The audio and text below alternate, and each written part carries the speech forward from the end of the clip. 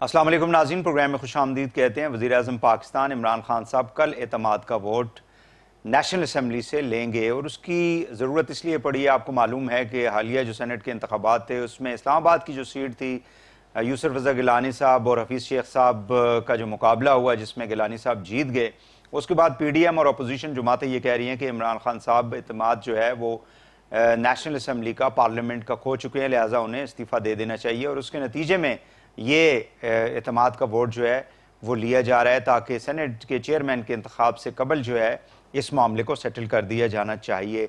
साथ ही साथ आपको मालूम है कि इस इंतखाब के हवाले से भी और कुछ बैकग्राउंड भी है, NA-75 समेत हुकूमत जो है वो इलेक्शन कमीशन ऑफ पाकिस्तान पे कुछ सवालात उठाती रही है, खासकर जो रेफरेंस भेजा था हुकूमत ने सुप्रीम कोर्ट में और उसका जो उन्होंने फैसला दिया कि भाई आइन के मुताबिक ही सीक्रेट बैलेट के जरिए आपको इंतखाब करवाना है। लेकिन साथ इलेक्शन कमीशन को यह भी कहा गया था सुप्रीम कोर्ट की जानिब से कि आपने इसको ट्रांसपेरेंट और शफाफ बनाना है। अगर नंबर गेम देखा जाए तो उसी असम्बली के अंदर एक खातून जो है वो 174 वोट्स ले रही हैं और जो मेल कैंडिडेट है वो 164 वोट ले रहा है, तो जाहिर है कि सवालात उठते हैं इस हवाले से। दूसरा ये है कि पाकिस्तान के अंदर अगर हम तारीख के ऊपर नज़र डालें तो 47 से ऑनवर्ड जो है हमने देखा कि 22 वज़राए आज़म आए लेकिन कोई भी अपना आइनी मुद्दत पूरी नहीं कर सका। इस हवाले से एक शॉर्ट आपको हम रिपोर्ट पहले दिखाते हैं और उसके बाद जो है वो गुफ्तगू का सिलसिला जारी करेंगे।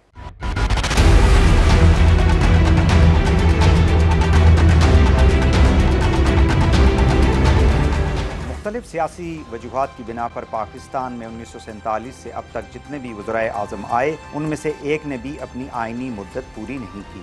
सबसे पहले लियाकत अली खान वज़ीर आज़म बने जो 4 साल 2 माह 2 दिन इस कुर्सी पर रहे। सर ख्वाजा नाज़मुद्दीन 1 साल 6 माह, मोहम्मद अली बोगरा 2 साल 3 माह 26 दिन, चौधरी मोहम्मद अली 1 साल 1 माह, हुसैन शहीद सुहरावर्दी 1 साल 1 माह 5 दिन, इब्राहिम इस्माइल चुंदरीगर 1 माह 29 दिन, फिरोज खान नून 9 माह 21 दिन, नूरुल अमीन 13 दिन, जुल्फिकार अली भुट्टो 3 साल 10 माह 21 दिन, मोहम्मद खान जुनेजो 3 साल 2 माह 5 दिन, मोहतरमा बेनज़ीर भुट्टो शहीद पहले टेन्योर में 1 साल 8 माह 4 दिन, नवाज शरीफ पहले टेन्योर में 2 साल 7 माह 4 दिन, बेनज़ीर दूसरे टेन्योर में 3 साल 17 दिन, नवाज शरीफ दूसरे टेन्योर में 2 साल 7 माह 25 दिन, मीर जफरुल्लाह खान जमाली 1 साल 7 माह 3 दिन, चौधरी शुजात हुसैन 1 माह 27 दिन, शौकत अजीज 3 साल 2 माह 18 दिन, यूसुफ रजा गिलानी 4 साल 2 माह 25 दिन, राजा परवेज अशरफ 9 माह 2 दिन, नवाज शरीफ तीसरे टेन्योर में 4 साल 1 माह 23 दिन, शाहिद खाकान अब्बासी 10 माह, इमरान खान को अभी तक तकरीबन 2 साल 7 माह हो चुके हैं। सवाल एक ये भी है कि क्या इमरान खान साहब जो हैं वो अपना जो मुद्दत है उनकी आइनी वो किस तरह से पूरी कर पाएंगे। इस पर बात करने के लिए हमारे साथ स्टूडियो में तशरीफ रखते हैं राजा आमिर अब्बास साहब, एडवोकेट हैं आप, सीनियर, बहुत शुक्रिया दी राय साहब आप तशरीफ लाए। जनाब अली ज़फ़र साहब, सेनेटर इलेक्ट PTI की आप नुमाइंदगी कर रहे हैं, बहुत बहुत शुक्रिया जी आपका अली साहब, आपने हमें टाइम दिया। तैमूर तालपुर साहब पाकिस्तान पीपल्स पार्टी की नुमाइंदगी कर रहे हैं और मिनिस्टर हैं आप सिंध गवर्नमेंट में, आपका बहुत बहुत शुक्रिया तैमूर साहब। और खेल दास कोहिस्तानी साहब, रुकन कौमी असम्बली पाकिस्तान मुस्लिम लीग नून के मरकज़ी रहनुमा हैं। अली साहब, बात का आगाज़ आपसे करते हैं कि मुझे काइंडली ये बताइएगा कि क्या वजह है कि हुकूमत, अगर आप ओवरऑल देखें तो तीनों सूबों के अंदर और इवन फेडरल कैपिटल की जो सीट थी एक खातून की वो भी आप लोग जीते, एक गिलानी साहब की वजह से इतनी ज़्यादा आप लोगों ने रिएक्ट किया, प्राइम मिनिस्टर ने कौम से कल खिताब भी किया और फिर उन्होंने वोट ऑफ कॉन्फिडेंस जो है वो लेने का फैसला किया, क्या वजह है ये? वोट ऑफ कॉन्फिडेंस लेने की तो बड़ी सिंपल वजह है और वो ये है कि प्राइम मिनिस्टर साहब को यकीन है कि जो जमहूरियत है उसमें अगर आपने प्राइम मिनिस्टर रहना है तो आपके पास मॉरल अथॉरिटी होनी चाहिए। ताकत से या किसी जोर से तो डिक्टेटर्स रूल करते हैं, वो चलाते हैं हुकूमतों को, लेकिन डेमोक्रेसी में, जमहूरियत में आपको मॉरल अथॉरिटी होनी चाहिए। और जब उन्होंने देखा कि एक उनके जो नेशनल असेंबली जिन्होंने उनको इलेक्ट किया था, पहले प्राइम मिनिस्टर बनाया था, उसमें एक तरह से तादाद ज्यादा दूसरी तरफ चले गई वोटिंग में, तो उन्होंने कहा मुनासिब है कि मैं खुद जाऊं और जाके मैंने से अपनी वोट ऑफ कॉन्फिडेंस आइन में एक है शिक आर्टिकल 91(7) जो ये कहता है कि अगर ऐसी बात हो तो prime minister vote of confidence ले सकते हैं, बजाय ये कि दूसरी तरफ से आए एक इल्जाम कि आपने खो दिया है वोट ऑफ कॉन्फिडेंस, आप खुद जाके ले सकते हैं। तो प्राइम मिनिस्टर साहब ने ये किया है और ये मेरा ख्याल है आईनी जो है एक इकदाम है और बड़ा दुरुस्त इंतजाम। तो आप लोगों ने प्रीएम्प्ट कर लिया, मतलब इसी असेंबली ने, ये तो फिर 50-50 हो गया ना। एक आपकी रुकन जो है 174 वोट्स ले रही हैं उसी असेंबली के अंदर, और वहां पे फिर दूसरा जो कैंडिडेट है वो नहीं ले रहा। तो ये मतलब कोई इतना ज्यादा परेशान कुन बात तो नहीं थी, आप लोगों ने ओवर रिएक्ट कर दिया? नहीं, परेशानी की कोई बात नहीं जी, परेशानी की कोई बात नहीं। मेरा ख्याल है ये मेरी नजर में ये दुरुस्त एक इकदाम था और ये फ्यूचर जनरेशन के लिए, फ्यूचर जो लीडरशिप आ रही है उसके लिए एक एग्जाम्पल भी है कि आपको कोई हर्ज नहीं होना चाहिए दोबारा, अगर आपको जरूरत पड़े वोट ऑफ कॉन्फिडेंस लेने की तो आप लें। और ये जो तरीकेकार है, एक तरह से थ्रेट है, हर वक्त आती रहती दूसरी साइड से या ऑपोजिशन से कि हम एक वोट ऑफ नो कॉन्फिडेंस ले आएंगे और हम प्राइम मिनिस्टर को हटा देंगे, वो एक तरह से हमेशा के लिए खत्म हो जाएगी। तो ये मेरा ख्याल है बड़ी स्टेबिलिटी देखेंगे इसके बाद। The government has got the required number. जी बिल्कुल, नो क्वेश्चन अबाउट इट, बिल्कुल रिक्वायर्ड नंबर भी होंगे और कल आपको नजर भी आएंगे, क्योंकि इसमें कोई सीक्रेट बैलेट तो होता नहीं, इसमें तो ओपन बैलेटिंग होती है। और जब ओपन बैलेटिंग होगी तो आपको राइट साइड पे और लेफ्ट साइड पे नजर आ जाएगा कौन जा रहा है। बिल्कुल सही है। तैमूर साहब, आप लोग क्या करने वाले हैं? कल गिलानी साहब को तुम आप लोगों ने जो है वो जिता दिया, कल क्या करेंगे आप लोग? बिस्मिल्लाहिर्रहमानिर्रहीम। भाई हमने सिर्फ गिलानी साहब को नहीं जिताया, हमने और भी बहुत कुछ किया है जी। हमने बड़ा सवाब कमाया है, हमें बड़ी दुआएं दे रहे हैं पीटीआई के वो MNAs, वो MPAs, वो स्पेशल असिस्टेंट जिनको टाइम नहीं था खान साहब के पास देने के लिए, जो साल डेढ़ साल से टाइम मांग रहे थे। खान साहब बहुत बिजी चल रहे थे, तो हमारी तवस्सुल से, गिलानी साहब की तवस्सुल से, पीटीआई की मेहरबानी से उन सबको टाइम शाइम मिल गया, कोई 2-4 काम शाम हो गए। वो जो इनके इत्तेहादी बड़े अरसे से इनको ब्लैकमेल कर रहे थे उल्टे सीधे काम लेने के लिए, उनके भी कुछ छक्के चौके लग गए। अच्छा तैमूर साहब, सॉरी टू कट यू, मुझे ये बताएं कि ये जो खान साहब ने कल भी जो स्पीच की उसके अंदर डायरेक्टली आप की क़यादत और नून लीग की क़यादत को उन्होंने कहा जी कि ये लोग पैसे की सियासत करते रहे हैं और अभी भी उन्होंने वही कुछ किया है, और वो मुझ पे दबाव डाल के NRO लेना चाहते ताकि इनके केसेस खत्म कर दे, जो मैं कभी भी नहीं करूंगा। सो आप लोगों की जुमात के ऊपर ये इस किस्म के जो इल्जामात लगाए जा रहे हैं, आगे चूंकि सेनेट के इंतखाब आना है, सेनेट के चेयरमैन का, तो क्या कहेंगे इस हवाले से? वही भाई, बात ये है कि जो होना है सो तो होगा। अभी ये जो आपको जो नजर आ रहा है कि ये अपने आप को इतने हम गैरतमंद हो गए हैं कि हम खुद से जो है ला रहे हैं अपने ऊपर कॉन्फिडेंस का वोट वगैरह, तो ये ड्रामा है, ऐसा कुछ भी नहीं है। इनको पता है कि अनकरीब बहुत जल्द हमारे नंबर्स इस वोट में भी, इस काउंट में भी बढ़ने वाले थे, तो उन्होंने हमारे साथ एक डबल चाल खेली है। उससे पहले कि हम तैयार होते इनका नो कॉन्फिडेंस लाने के लिए, ये अपने आप को खुद ही कॉन्फिडेंस दिलवा के, और अभी जब टाइम आप देखा ना, ये दे देते ना, महीने का टाइम दे देते, 2 हफ्ते का प्राइम मिनिस्टर टाइम दे देते, तो हम अपनी गेम, तो आप लोग तो गेम कर लेते ना फिर इसीलिए तो उन्होंने, उनको मालूम था कि आप लोगों ने फिर जो है मुश्किलात पैदा करनी है गवर्नमेंट के लिए। चले मैं आपकी तरफ आता हूं, खेलदास साहब, क्या हिकमत अमली है कल के लिए आप लोगों की?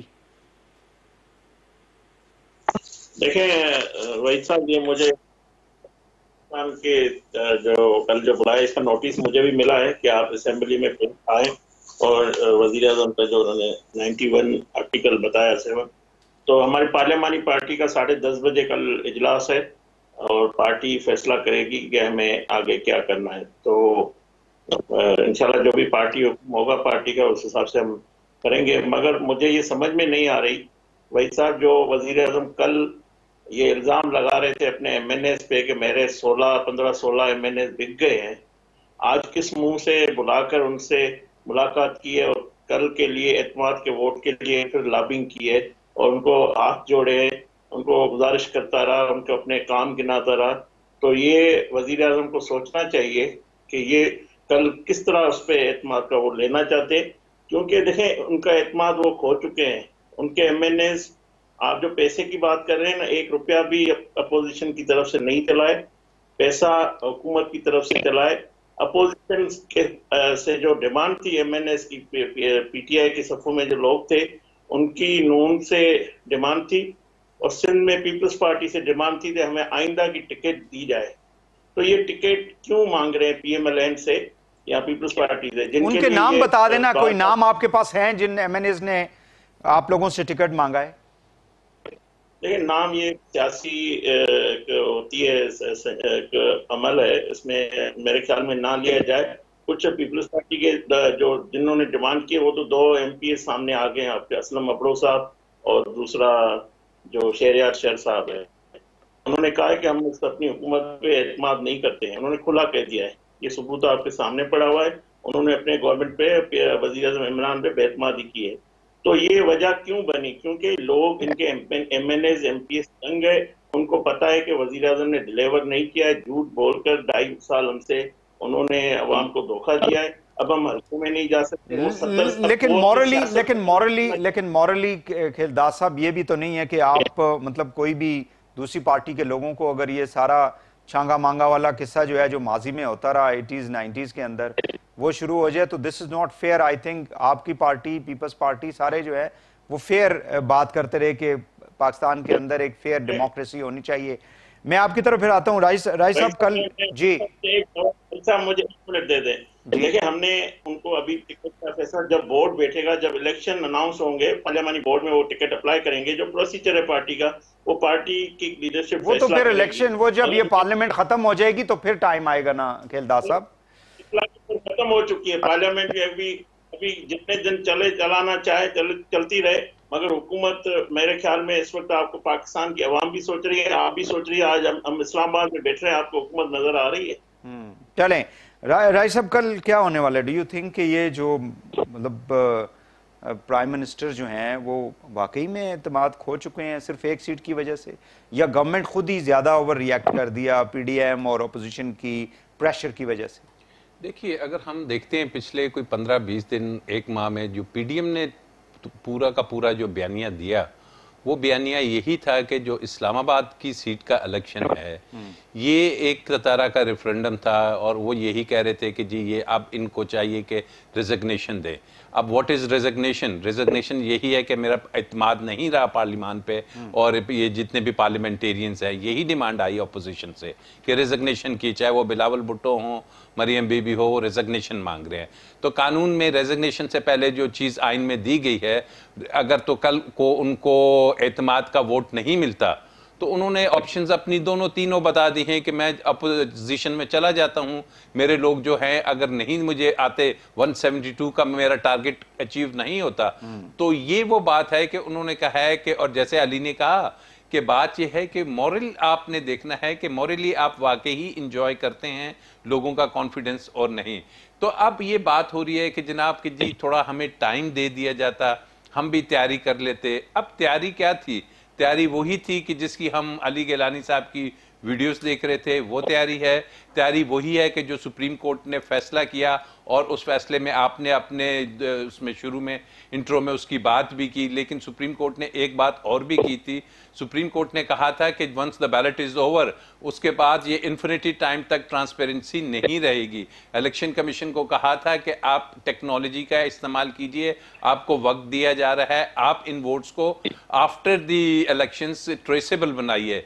जिस पे आज उनका जो बयानिया आ गया कि जनाब ये कोई हुस्न है पार्लियामेंट का और ये हुस्न है सीक्रेट बैलेटिंग का, which is against the judgment क्योंकि जजमेंट ने कहा ये हुस्न उस वक्त तक है जब तक शादी हो गई, शादी के बाद ये हुस्न जो उनसा है इसको आप ट्रेस करें कि ये हुस्न में जो ये ब्रीफकेस चले हैं, जब मुंह धुल जाता है तो फिर इलेक्शन डिस्प्यूट, हाँ ये जो इलेक्शन डिस्प्यूट है इसको सॉल्व कैसे करना है, क्योंकि देखिए अब इसको सॉल्व नहीं हो सकता, चाहे वो शहरियार आफरीदी का वोट हो या किसी और का वोट हो, कि जब आप बैलेट खोलते हैं बॉक्स तो आप नहीं बता सकते, उसको कनेक्ट नहीं कर सकते किसी काउंटर फॉइल के साथ या किसी अनटिल की कोई ट्रेसेबल तरीका वो है ही नहीं। तो ये दिस इज वेरी अनफॉर्चुनेट, ये इनके लिए अनफॉर्चुनेट नहीं है पार्लियामेंटेरियंस के लिए, ये आपके लिए और हमारे लिए और इस मुल्क के अवाम के लिए अनफॉर्चुनेट है कि वो हम MNAs MPs इलेक्ट करते हैं, वो जाके सौदेबाजी करते हैं, करोड़ों रुपए की लेन देन होती है, एंड अल्टीमेटली इस मुल्क के सबसे हाईएस्ट हाउस में जो कि सेनेट ऑफ पाकिस्तान है, जिसने लेजिस्लेशन करनी है, वहां पे लेजिस्लेशन की बजाय व्यापार होता है, कारोबार होता है। बिल्कुल सही है। नाज़रीन, यहाँ पे एक शॉर्ट ब्रेक लेते हैं, ब्रेक के बाद गुफ्तगू को आगे बढ़ाएंगे, हमारे साथ रहिएगा।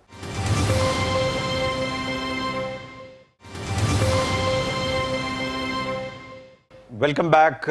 अली साहब, काइंडली मुझे ये बताइएगा कि ये जो इलेक्शन कमीशन की जो प्रेस रिलीज आई है, प्राइम मिनिस्टर और वज़रा की जो प्रेस कॉन्फ्रेंस थी और इलेक्शन कमीशन के ऊपर जिस तरह से तनकीद की गई, ये काफ़ी ज़्यादा सख्त किस्म की है। उसमें उन्होंने कहा जी कि किसी की खुशनुदी की खातिर हम आइन और कानून को नज़रअंदाज नहीं कर सकते। अगर आपको कोई मसला है किसी वजह से तो आप आइनी रास्ता जो है उसको इख्तियार करें और हम पे दबाव मत डालें।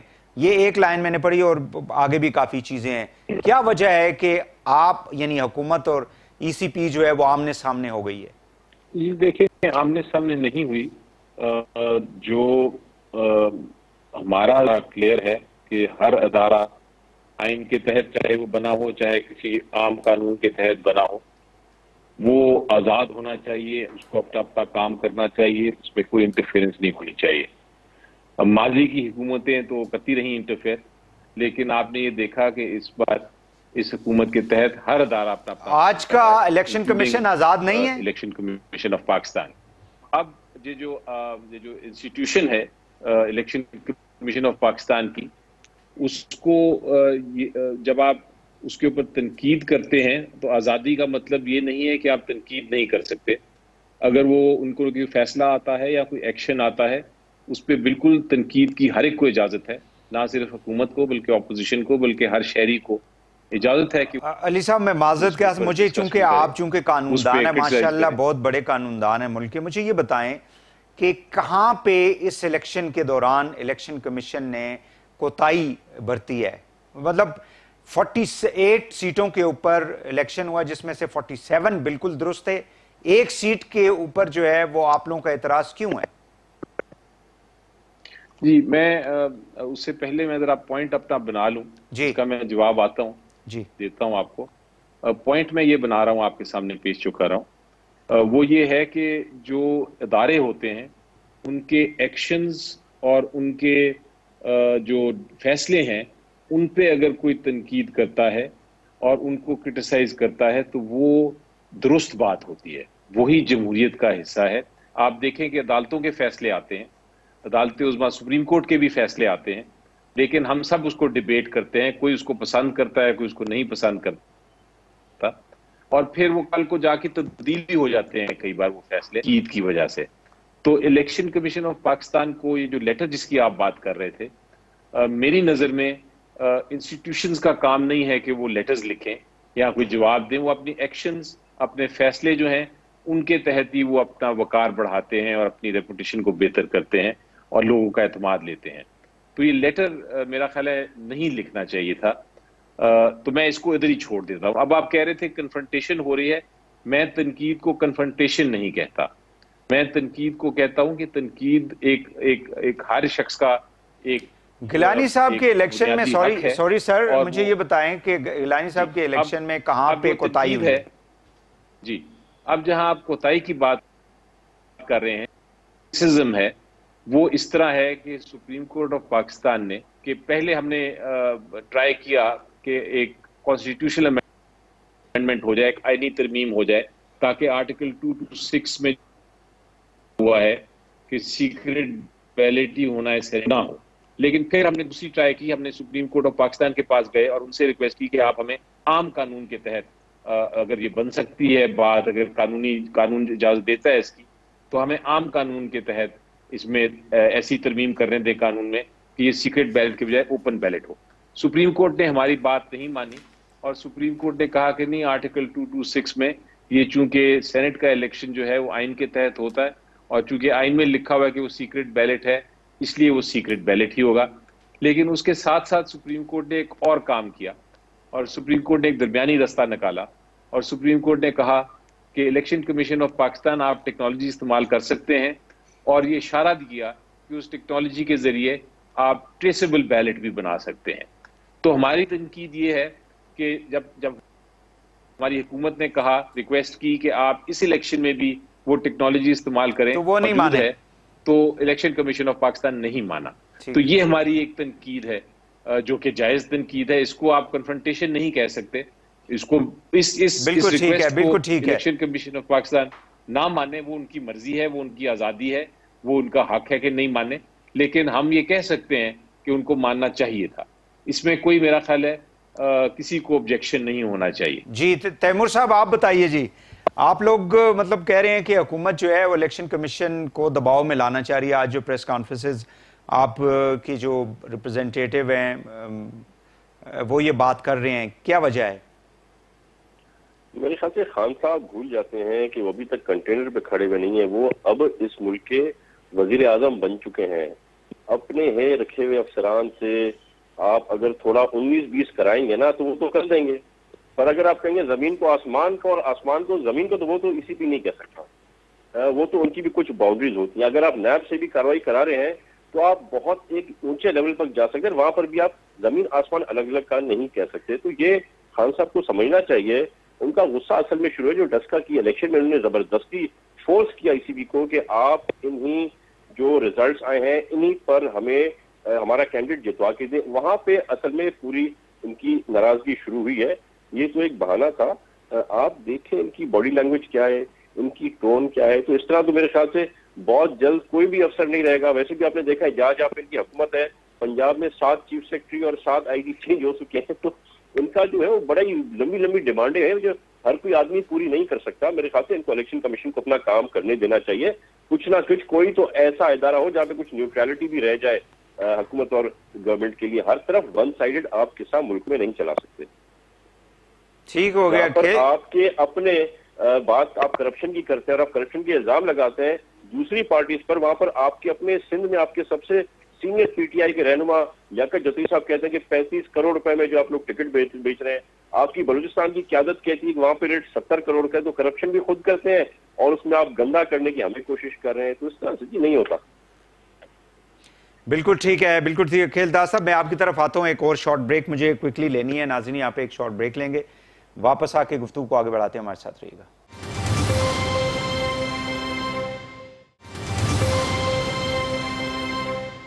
Welcome back. खेलदास साहब, मैं आपकी तरफ आऊँगा। मुझे काइंडली ये बताइएगा कि इलेक्शन कमीशन की ये जो सारी प्रेस रिलीज आई है, इस तरह का रिएक्ट करना चाहिए था। आप लोग पिछले 2.5 साल से, पिछले जो 18 के इलेक्शन थे, पूरी पीडीएम ऑपोजिशन जो है वो सुबह दोपहर शाम कंटिन्यूसली जो है वो क्रिटिसाइज कर रही होती है ईसीपी को। गवर्नमेंट का भी ये इख्तियार है कि वो, मतलब उनका भी ये हक है कि वो उसके फैसलों के ऊपर बात कर सकते हैं। So what is your opinion? देखिए, खुद ये हम पे इल्जाम लगा कि नॉन लीग तो इदारों पे हमले करती है, मगर आपने कंटेनर से आज तक देखा है कि हुकूमत किस तरह, या इमरान खान साहब खुद आकर, वजीर आजम खुद आकर, कैबिनेट के मेंबरान तो कर रहे हैं, खुद आकर जो कल उन्होंने बात की। इलेक्शन कमीशन एक आईनी इदारा है, एक उसकी अपनी हैसियत है। उस पर जिस तरह उसने कीचड़ उछालने की कोशिश की, मैं कहता हूँ उस पर हमला किया गया है। और ये दोनों ऑनरेबल एडवोकेट साहब बैठे हुए, कानूनी माहिर है, मुझे इतना कानून का पता नहीं है। मैं तो समझता हूँ अगर इस तरह जो इसने कल बात की है, इस पे तो इन पे केस भी बन सकता है, वज़ीर आज़म पे सजा भी हो सकती है। कोई भी शख्स उनको धमकी नहीं दे सकता, कोई भी इस तरह कीचड़ नहीं उछाल सकता जिस तरह वज़ीर आज़म और उसके मेंबरान ने उछाली है। आपने अली जफर साहब से 2-3 बार पूछा कि आप बताएं कि आपको क्या ऐसा गैर कानूनी कदम उठाया, या कौन सी जो इलेक्शन कमीशन ने गिलानी को जितवाने में क्या मदद की है। उन्होंने जो 7 वोट इनके रिजेक्ट हुए वो भी इनके सामने वोट खुले हैं और उन्होंने माना है, खुद लिखा है कि हमारे से गलती हुई। हमने जब जिस वजीर को, जिस MNA को, जिस प्राइम मिनिस्टर को वोट देने का पता नहीं है तो उसको इस हाउस में बैठने की जरूरत क्या है? वो किस तरह पाकिस्तान के अवाम के फैसले करेगा? तो संजीदगी इनकी ये है। तो मैं समझता हूँ इन्होंने एक इदारे पे दबाव डालने की कोशिश की है और ये बिल्कुल एक गलत अमल हुआ है और प्राइम मिनिस्टर लेवल पे ये नहीं होना चाहिए था। और इलेक्शन कमीशन ने जो भी आज जवाब दिया है वो देखें, आईनी इदारा, उन्होंने सुप्रीम कोर्ट को एक जो आइन के आर्टिकल 226 के तहत उन्होंने जो लिखा और जो उनको बताया गया और सुप्रीम कोर्ट के मनोमन उनकी जो बात थी उसको माना गया और सुप्रीम कोर्ट भी पार्लियामेंट को सुप्रीम करके गई है। इस फैसले से पार्लियामेंट सुप्रीम हो गई है। अगर इनको इतनी संजीदगी थी, ये वाकई चाहते थे कि शो ऑफ एंड हो, तो इनको चाहिए तो वक्त पे अमेंडमेंट लेकर आते आमिर साहब। ये जी वही साहब, मुझे एक और, अगर अभी भी इनको ये चाहते हैं ना शो एंड, असल में सेनेट के जो चेयरमैन का इलेक्शन होगा उसमें होना चाहिए कि वो देखना ये क्या काम करते हैं। जिस तरह माजी में इन्होंने हासिल बिजनेसों के दौर में जो किया, अब वो देखना ये किस तरह दबाव और पैसा दोनों किस तरह धांधली की कोशिश करते हैं। अब भी इनको यही मौक़िफ़ रखना चाहिए कि जो सेनेट के चेयरमैन की इलेक्शन होने जा रही है उसमें खुला वोट कराने के लिए हुकूमत में इखलाक की जरूरत है। अगर पाकिस्तानी कौम के सामने मैं बताना चाह रहा हूँ, बस ठीक हो गया, वो भी करना चाहिए। आमिर साहब, ये प्रेस रिलीज जो है इसमें आपके भी नज़र से गुजरी होगी। सो डू यू थिंक कि ECP को इतना सख्त वो देना चाहिए था? देखिए, मैं तो हैरान हूँ इसका। अगर आप आखिरी पैरा पढ़ें, इसमें ये इलेक्शन कमीशन ऑफ पाकिस्तान कहता है कि अगर कोई शवाहिद हैं तो वो शवाहिद पेश किए जाए।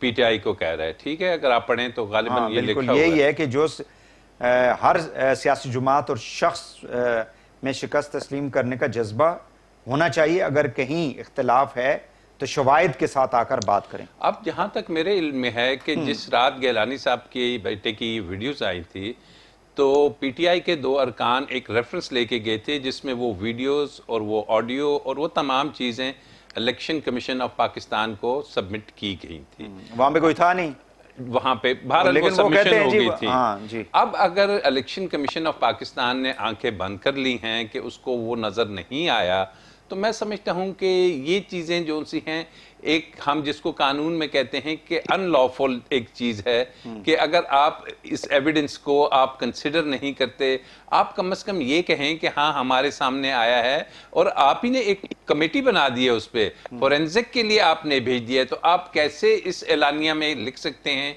कि शवाहिद नहीं थे या शवाहिद पेश करें? नंबर 2 बात ये कि जनाब आप तो एक इदारा हैं, आप क्यों इस कंट्रोवर्सी में जाते हैं कि जी ये जमहूरियत का हुस्न है? आपने तो हुस्न देखना है कॉन्स्टिट्यूशन ऑफ पाकिस्तान का और सुप्रीम कोर्ट की जजमेंट्स का। आप इस किस्म की बातें लिख के खुद कंट्रोवर्शियल, और इंशाल्लाह हम किसी को खुश करने की बात नहीं, आप कहाँ पे किसी को खुश कर रहे हैं? आपका काम है कि हम किसी की खुशनुदी की खातर आइन और कानून को नजरअंदाज नहीं कर सकते। दिस इज अ वेरी, जिसको अवॉइड किया जाना चाहिए था ऐसे अल्फाज। डू यू थिंक कि ये जो रेफरेंस था प्रेसिडेंशियल, उसमें जिस तरह से उनको बुला के वहां पे सवाल जवाब जजेस करते रहे सुप्रीम कोर्ट में, उस वजह से तो नहीं इलेक्शन कमीशन के लोग जो हैं वो जरा जिटरी हो गए? देखिए, अब बात को अगर आप डीपली जाएंगे तो बात यह है कि हमारे यहाँ अनफॉर्चुनेटली ये चाहे इलेक्शन कमीशन ऑफ पाकिस्तान हो, चाहे आपका नैब के अदारा हो, जहाँ भी पॉलिटिकल अपॉइंटमेंट्स होती हैं, अब इलेक्शन कमीशन ऑफ पाकिस्तान की अपॉइंटमेंट होती है, leader of the house, leader of the opposition, वो मेंबर्स के नाम भेजते हैं। वहाँ पे कोई ये नहीं कि फेडरल पब्लिक सर्विस कमीशन से या सुप्रीम कोर्ट से कोई आ जाएगा, तो वहाँ पे पार्टीज अपना नाम देते हैं। 2 इलेक्शन कमीशन के जो मेंबर्स थे वो तो पिछले दौर के थे, 2 जो दूसरे आए वो अपोजिशन को दे दिए गए। चेयरमैन साहब जो से थे वो तो पता नहीं PTI कैसे लेके आए। तो अब ऐसी सूरत हाल में ठीक है, कानून भी अपनी जगह है, लेकिन जहाँ पे आप पॉलिटिकली नॉमिनेटेड होते हैं तो वहां पे इस चीज को अब चेंज करने का वक्त आ गया है। ये जो तरीकेकार है इन हाई पोजीशंस की अपॉइंटमेंट का और इसको फिल करने का, ठीक हो गया। मेरे पास एक मिनट है अली साहब, मैं सिर्फ आपसे ये पूछना चाहूंगा कि मतलब एक प्रिज्यूम कर लेते हैं कि अगर गिलानी साहब वाला मामला कल होता है तो फिर क्या होगा? असेंबलियां जो है वो तहलील कर दी जाएंगी? कोई ऐसी डिस्कशन हुई है प्राइम मिनिस्टर के हवाले से? नहीं, अगर तो हम अज्यूम करते हैं कि कल वोट ऑफ कॉन्फिडेंस नहीं ले सकते प्राइम मिनिस्टर साहब, तो फिर उन्होंने कहा है, ओपनली कहा है कि मैं ऑपोजिशन में बैठ जाऊंगा और दूसरा प्राइम मिनिस्टर सिलेक्ट हो जाएगा। तो उनको तो इस मामले में कोई इशू नहीं है। बहुत शुक्रिया आपका सेनेटर इलेक्ट अली जफर साहब। तैमूर तालपुर साहब आपका शुक्रिया। खेलदास कोहिस्तानी साहब आपका भी बहुत बहुत शुक्रिया। राजा आमिर अब्बास साहब आपका भी शुक्रिया। नाज़रीन, आज के लिए इतनी, कल दोबारा आपसे मुलाकात होगी। इजाज़त दीजिए। अल्लाह हाफ़िज़।